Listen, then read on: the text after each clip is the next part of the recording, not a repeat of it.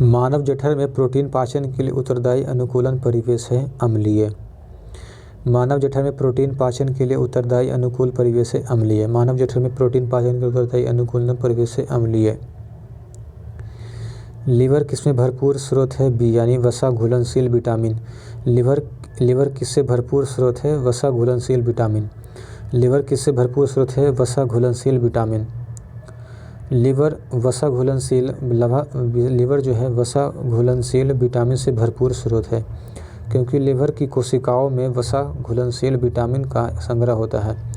Vitamin A D यानी कीड़ा का जो है वसा में घुलनशील होता है, यानी KEDA कीड़ा जो है यानी विटामिन KED और ए वसा में घुलनशील होता है और बाकी जो है जल में घुलनशील होता है। तो लीवर में किससे भरपूर होता है? तो वसा घुलनशील विटामिन से भरपूर होता है। सब्जी जल्दी खराब हो जाती है क्योंकि उनमें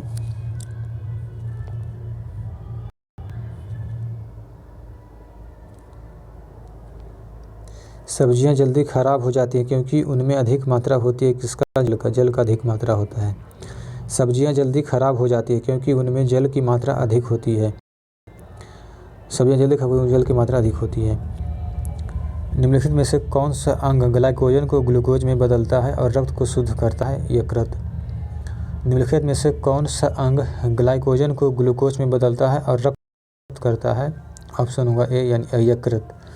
निम्नलिखित में से कौन सा अंग ग्लाइकोजन को ग्लूकोज में बदलता है और रक्त को शुद्ध करता है? यकृत आवश्यकता से अधिक ग्लूकोज शर्करा को ग्लाइकोजन में बदलकर इसका संग्रह कर लेता है। इस प्रक्रिया को ग्लाइकोजेनेसिस कहते हैं। रक्त में ग्लूकोज शर्करा की कमी पड़ने पर संग्रहित ग्लाइकोजन को वापस ग्लूकोज में बदलकर रक्त में मुक्त कर देता है। यकृत आवश्यकता से अधिक ग्लूकोज शर्करा को ग्लाइकोजन में बदलकर इसका संग्रह कर लेता है। इस प्रक्रिया को ग्लाइकोजेनेसिस कहते हैं। रक्त में ग्लूकोज शर्करा की कमी पड़ने पर संग्रहित ग्लाइकोजन को वापस ग्लूकोज में बदलकर रक्त में मुक्त कर देता है। इस प्रक्रिया को ग्लाइकोजेनेसिस कहते हैं। निम्न में से किस ग्रंथि में पित्त उत्पादित होता है? निम्न में से किस ग्रंथि में पित्त उत्पादित होता है? तो ऑप्शन हो जाएगा ये यानी यकृत में। निम्न में से किस ग्रंथि में पित्त उत्पादित होता है? यकृत में। पित्त यानी बाइल का स्रावन अर्थात उत्पादन यकृत होता है, किंतु इसका संचय का कार्य पित्ताशय यानी गॉल ब्लैडर करता है। पित्त एंजाइम रहित पाचक रस होता है, फिर भी यह पाचन से संबंधित कई कार्य करता है। टेबल शर्करा किस प्रकार की शर्करा है? ऑप्शन होगा डी यानी सुक्रोज। टेबल शर्करा किस प्रकार की शर्करा है? सुक्रोज। टेबल शर्करा किस प्रकार की शर्करा है? सुक्रोज। सुक्रोज एक कार्बनिक यौगिक है जिसे सामान्यतः टेबल शर्करा के नाम से भी जाना जाता है। सुक्रोज एक कार्बनिक यौगिक है जिसे सामान्यतः टेबल शर्करा के नाम से जाना जाता है। सुक्रोज एक कार्बनिक यौगिक है जिसे सामान्यतः टेबल शर्करा के नाम से जाना जाता है। खाद्य प्रोटीन के दो सबसे समृद्ध ज्ञात स्रोत हैं। खाद्य प्रोटीन के दो सबसे समृद्ध ज्ञात स्रोत हैं, यानी क्या हो जाएगा? सोयाबीन और मूंगफली। खाद्य प्रोटीन के दो सबसे समृद्ध ज्ञात स्रोत हैं सोयाबीन और मूंगफली। खाद्य प्रोटीन के सबसे सोयाबीन और मूंगफली मुख्यतः प्रोटीन के सबसे समृद्ध ज्ञात स्रोत हैं। सोयाबीन और मूंगफली क्या है? मूंगफली प्रोटीन के ज्ञात स्रोत हैं। निम्नलिखित में से कौन से एक रेशेदार प्रोटीन है? ऑप्शन होगा सी यानी कि केरेटिन। निम्नलिखित में से कौन सा एक रेशेदार प्रोटीन है? केरेटिन। निम्नलिखित में से कौन सा एक रेशेदार प्रोटीन है? केरेटिन।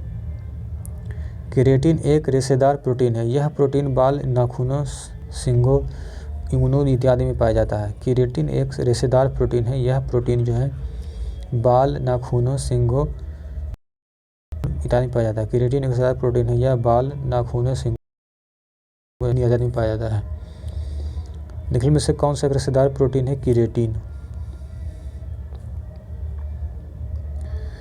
किस उत्तक के नख, खुर और सींग बने होते हैं? ऑप्शन होगा सी केरेटिन के। किस उत्तक के नख, खुर और सींग बने होते हैं? केरेटिन के।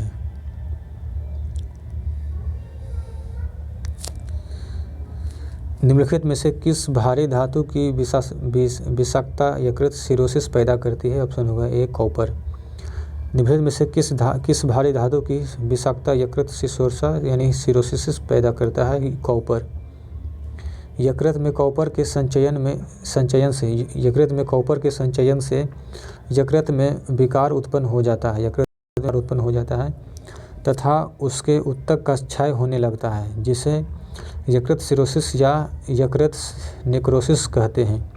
जब कॉपर शरीर के अन्य भागों में तथा मस्तिष्क तथा आँखों पर भी जमने लगता है तो इसे विल्सन रोग कहते हैं।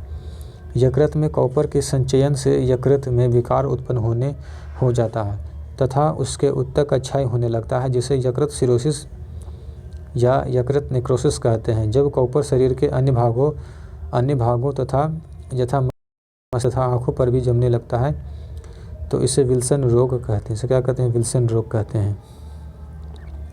मनुष्य के उपयोग के लिए कार्बनिक भोजन को बेहतर क्यों माना जाता है?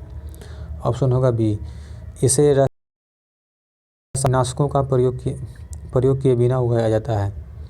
मनुष्य के उपयोग के लिए कार्बनिक भोजन को बेहतर क्यों माना जाता है? इसे रसायनों एवं सिंथेटिक कीटनाशकों का प्रयोग के लिए माना जाता है। इसे रसायनों एवं सिंथेटिक कीटनाशकों का प्रयोग के बिना उगाया जाता है। मनुष्य के लिए उपयोग के लिए कार्बनिक भोजन बेहतर क्यों माना जाता है? इसे रसायनों का प्रयोग किए बिना उगाया जाता है।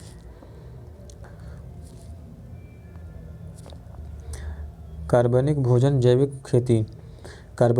जैविक खेती से उत्पन्न खाद्य पदार्थ होते हैं। ये मनुष्य के उपयोगी के लिए बेहतर है क्योंकि इसे रसायनों एवं सिंथेटिक कीटनाशकों का प्रयोग किए बिना उगाया जाता है। कार्बनिक भोजन जैविक खेती के लिए उत्पन्न खाद्य पदार्थों ये मनुष्य के उपयोग के लिए बेहतर होते हैं क्योंकि इसे रसायनों एवं सिंथेटिक कीटनाशकों के प्रयोग किए बिना उगाया जाता है। निम्नलिखित में से कौन सा लार सलाइवा का लाभ नहीं है? ऑप्शन होगा यह शरीर में आरबीसी की वृद्धि करता है, यह सही नहीं है। इसके अलावा यह निगलने में मदद करता है, यह मुख तथा दांतों को साफ रखती है, यह होठों तथा जीवा की गति को अनुकूल बनाकर बोलने में मदद करती है। जो है होठों तथा जीवा की गति को अनुकूल बनाकर बोलने में मदद करती है। लार हल्की अम्लीय यानी pH 6 यानी कि इस अम्लीय होता है, यानी कि इसका pH होता है 6.8 होता है।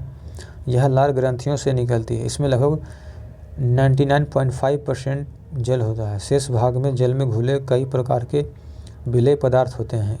इन पदार्थों में कुछ आयन Na+, K+, Cl- तथा एंजाइम होते हैं। पदार्थ को निगलने में मदद करती है, मुख तथा दांतों को साफ रखती है, या होठों तथा जीवा की गति को अनुकूल बनाकर बोलने में मदद करती है। जो है होठों तथा जीवा की गति को अनुकूल बनाकर बोलने में मदद करती है। लार किसके पाचन में मदद करता है? ऑप्शन होगा बी यानी स्टार्च। लार किसके पाचन में मदद करता है? स्टार्च। लार के पाचन कार्यों में शामिल है भोजन को गीला करना और भोजन को लुगदी बनाना ताकि यह आसानी से निगला जा सके। लार में एंजाइम एमाइलेज होता है जो स्टार्च मंड को माल्टोज रूप में तोड़ता है। लार के पाचन कार्यों में शामिल है भोजन को गीला करना और भोजन को लुगदी बनाना ताकि यह आसानी से निगला जा सके। लार में एमाइलेज होता है जो स्टार्च मंड को माल्टोज में तोड़ता है। मुख से निकली लार पाचन करती है। बी हो जाएगा क्या? मंड स्टार्च का। मुख से निकली लार पाचन बंद करती है मंड। निम्नलिखित में से कौन सा एंजाइम लार में पाया जाता है? ऑप्शन होगा डी यानी टाइलिन। निम्नलिखित में से कौन सा एंजाइम लार में पाया जाता है? टाइलिन पाया जाता है। निम्नलिखित में से कौन सा एंजाइम लार में पाया जाता है? टाइलिन। टाइलिन नामक एंजाइम लार में पाया जाता है। लार ग्रंथियों के 3 जोड़ों सबलिंगुअल, सबमैंडिबुलर एवं पैराटॉइड द्वारा स्रावित लार भोजन में मिल जाता है तथा पाचन क्रिया में सहायता करता है। अन्य एक समृद्ध स्रोत है स्टार्च का। अन्य समृद्ध स्रोत है स्टार्च का। दूध को दही में स्कंदित करने वाला एंजाइम कौन है? रेनिन। दूध को दही में संकंदित करने वाला एंजाइम रेनिन। दूध को दही में कौन सा करता है? रेनिन।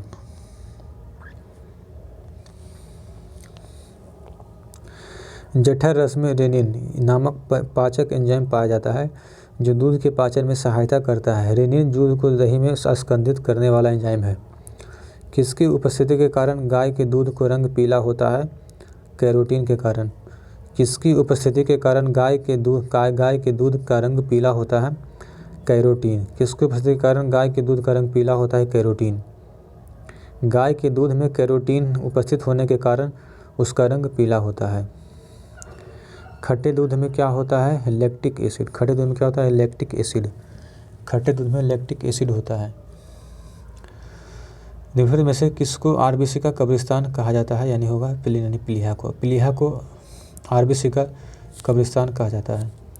आरबीसी का कब्रिस्तान प्लीहा को कहा जाता है। प्लीहा आमाशय तथा तंतुपट यानी डायफ्राम के बीच में यकृत के बाईं ओर स्थित लगभग 12 सेंटीमीटर लंबी गहरे लाल रंग की संकरी एवं चपटी सी लसिका ग्रंथि होती है। यह रेटिकुलो एंडोलिथियम ऊतक का सबसे बड़ा पिंड होता है। प्लीहा की कोशिकाएं रुधिर के टूटे फूटे और शिथिल रुधिराणुओं तथा निरर्थक एवं हानिकारक रंजक एवं अन्य पदार्थों का भक्षण करके रुधिर की सफाई करती है। मानव शरीर का सबसे बड़ा अंग कौन सा है? ऑप्शन होगा सी यानी यकृत। मानव शरीर का सबसे बड़ा अंग कौन सा है? यकृत। प्लीहा की कोशिकाएं रुधिर के टूटे फूटे और शिथिल रुधिराणु तथा निरर्थक हानिकारक रंजक एवं अन्य पदार्थों का भक्षण करके रुधिर की सफाई करती है। मानव शरीर का सबसे बड़ा अंग कौन सा है? ऑप्शन होगा सी यानी यकृत। मानव शरीर का सबसे बड़ा आंतरिक अंग क्या है? यकृत लीवर है। यह शरीर की सबसे बड़ी ग्रंथि है। लगभग 15 से 22 सेंटीमीटर लंबा होता है। इसका भार 1.5 किलोग्राम होता है। इसका प्रमुख कार्य पित्त का स्रवण, एमिनो अम्ल का डीएमिनेशन, यूरिया का संश्लेषण, विषैले पदार्थों का विसहरण, विटामिनों का संश्लेषण इत्यादि है।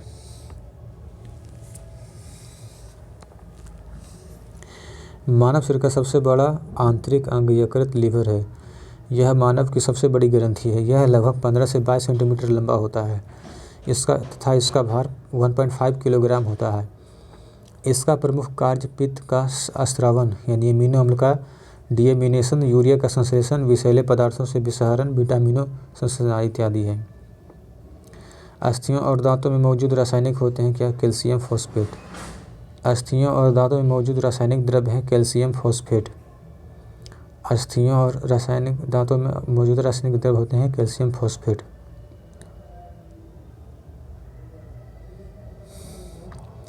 निम्नलिखित में से कौन सा एक किसी भी पाचक का एंजाइम स्रावन नहीं करता है? ए यानी यकृत। निम्नलिखित में से कौन सा एक किसी भी पाचन का एंजाइम स्रावन नहीं करता है? यानी ए यानी यकृत। यकृत किसी भी पाचक एंजाइम का स्रावन नहीं करता है। पित्त का लगातार स्रावन करना यकृत का प्रमुख कार्य है। यद्यपि पित्त में पाचक एंजाइम नहीं होते हैं, फिर भी यह पाचन में विशेष वसाओं के पाचन में महत्वपूर्ण भाग लेता है। यकृत किसी पाचक एंजाइम का स्रावन नहीं करता है। पित्त का लगातार स्रावन करना यकृत का प्रमुख कार्य है। यद्यपि पित्त में पाचक एंजाइम नहीं होते हैं, फिर भी यह पाचन में विशेष वसाओं का प्रयोजन करता है। भोजन को नली से होते हुए धकेलने के लिए नाल की मांसपेशियों के स्तर के लय संकुचन को क्या कहते हैं? क्रमाकुचन। भोजन के नली से होते हुए धकेलने के लिए नाल की मांसपेशियों के स्तर के लयबद्ध संकुचन को कहते हैं क्रमाकुचन। भोजन को नली से होते हुए धकेलने के पेशियों के स्तर लाइनिंग के लयबद्ध संकुचन को क्रमाकुचन कहते हैं। मनुष्य में भोजन के पाचन की अधिकांश भाग छोटी आंत में संपन्न होता है। छोटी आंत में ही पचे हुए भोजन का अवशोषण होता है। छोटी आंत में ही पचे हुए भोजन का अवशोषण होता है।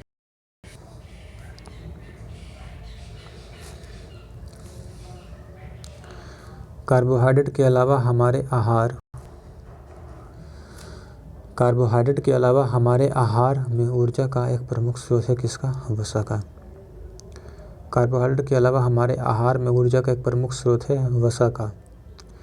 यद्यपि कार्बोहाइड्रेट त्वरित ऊर्जा यानी क्विक एनर्जी के लिए एक प्रयोग होता है, वसा दीर्घावधि ऊर्जा यानी कि लॉन्ग टर्म एनर्जी के रूप में प्रयोग किया जाता है। कार्बोहाइड्रेट के अलावा हमारे आहार में ऊर्जा का महत्वपूर्ण स्रोत है वसा फैट है। मानव शरीर में अपनी अधिकांश ऊर्जा वनस्पति भोजन में किस रूप में परिवर्तित करता है? डी कार्बोहाइड्रेट में। मानव शरीर अपने अधिकांश ऊर्जा वनस्पति भोजन के लिए किस रूप में प्रयोग प्राप्त करता है? कार्बोहाइड्रेट में। मानव शरीर अधिकांश ऊर्जा कार्बोहाइड्रेट से प्राप्त करता है। शरीर को ऊर्जा प्रदान करने के लिए सबसे पहले कार्बोहाइड्रेट मोनोसेक्राइड्स में टूटकर तुरंत ऊर्जा प्रदान करते हैं। उसके बाद प्रोटीन टूटता है, सबसे अंत में वसा टूटती है। खनिज हमारे शरीर के विभिन्न उपापचय क्रियाओं में भाग लेता है तथा प्रोटीन शरीर के विकास के लिए आवश्यक है। विटामिन शरीर के लिए उपापचयी क्रिया तथा प्रतिरक्षा तंत्र के लिए आवश्यक है। हमारे शरीर में ऊर्जा निम्न में से कौन देता है? ऑप्शन होगा सी यानी कार्बोहाइड्रेट। हमारे शरीर में ऊर्जा निम्न में से कौन देता है? कार्बोहाइड्रेट। एक खिलाड़ी या एथलीट को निम्न में से किससे शीघ्र और अधिक मात्रा में ऊर्जा मिलती है? ऑप्शन होगा बी कार्बोहाइड्रेट से। एक खिलाड़ी या एथलीट को निम्न में से किससे शीघ्र और अधिक ऊर्जा मिलती है? कार्बोहाइड्रेट से। कार्बोहाइड्रेट की सारी गतिविधियों में ऊर्जा का मुख्य स्रोत है।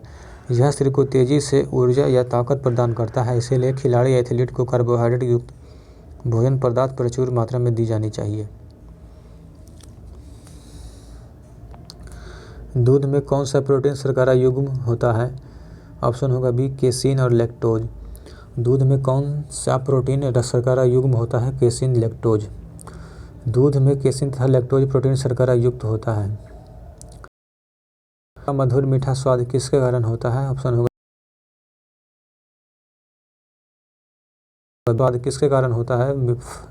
फ्रक्टोज के कारण। फ्रक्टोज फलों में पाई जाने वाली एक मोनोसैकेराइड शर्करा है जो कि प्रकृति में सबसे मीठी शर्करा है। इसका फल शर्करा भी कहते हैं। लैक्टोज दूध में पाई जाने वाली शर्करा है, जबकि माल्टोज शर्करा को अनाज से प्राप्त किया जाता है। निम्नलिखित में से सबसे मीठी शर्करा कौन सी होती है? फ्रक्टोज। सबसे मीठी शर्करा कौन सी होती है? फ्रक्टोज। कौन सबसे मीठी शर्करा होती है? ऑप्शन होगा सी यानी फ्रक्टोज।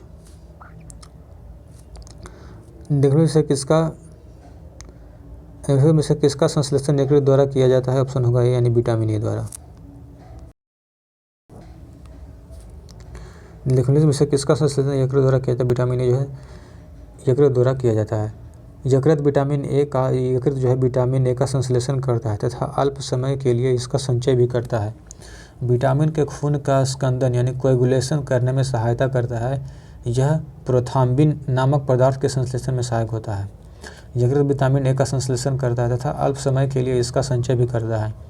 विटामिन के खून का स्कंदन कोएगुलेशन करने में सहायता करता है। यह प्रोथ्राम्बिन नामक पदार्थ के संश्लेषण में सहायक होता है। यह प्रोथ्राम्बिन नामक पदार्थ के संश्लेषण में सहायक